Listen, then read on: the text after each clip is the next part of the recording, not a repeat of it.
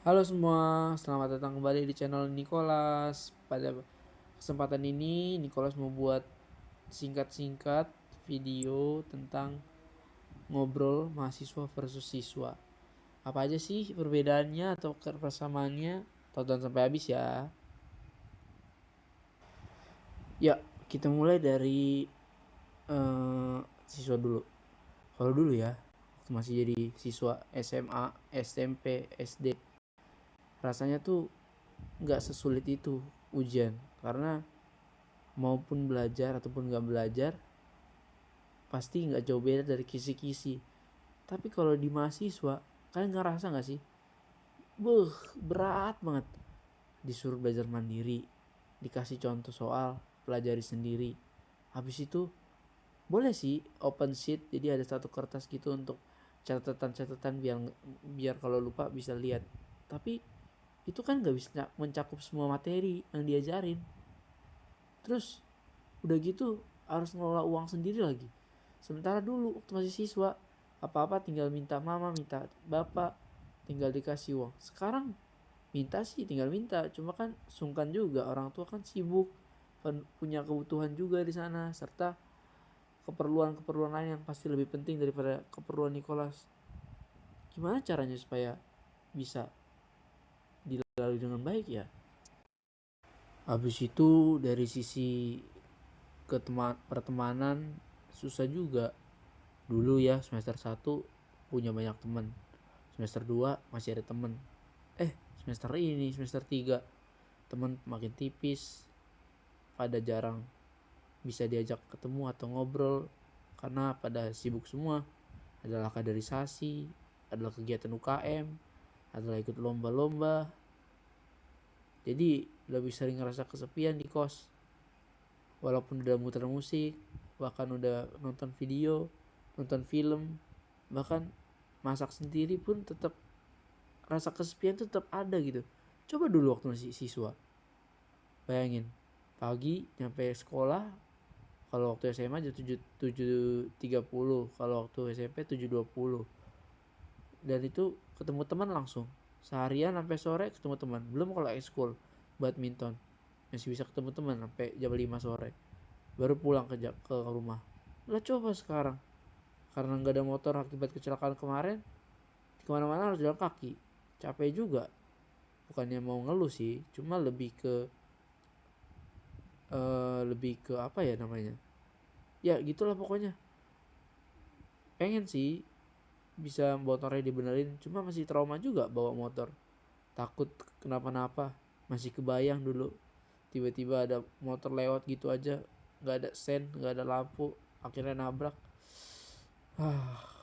Pengalaman yang menyedihkan tapi berharga. Sejauh ini sih baik-baik aja, tapi tetap berbekas apa yang udah dialami, sangat ngubah karakter. Cuma tetap kesepian. Untungnya ada obat, jadi bisa tidur cepat. Kalau enggak, ya ampun deh, nggak bisa ngebayangin lagi. Cap, nggak boleh ngomong capek. Kalau kata mama, harusnya ngomong letih. Karena kalau capek bisa aja nanti Tuhan kasih meninggal. Nicholas masih banyak yang bercoba di dunia ini. Ya ampun, sedihnya. Waktu siswa juga kayaknya nggak terlalu sibuk mikir masa depan. Tapi entah kenapa pas sudah kuliah, dikit-dikit bengong, dikit-dikit melamun. Sebersit pikiran kayak, nanti masa depan bakal gimana ya? Bisa nggak ya sukses? Bisa nggak ya lewat semester ini? Gimana caranya biar bisa bertahan? Overthinking terus, overanalis terus.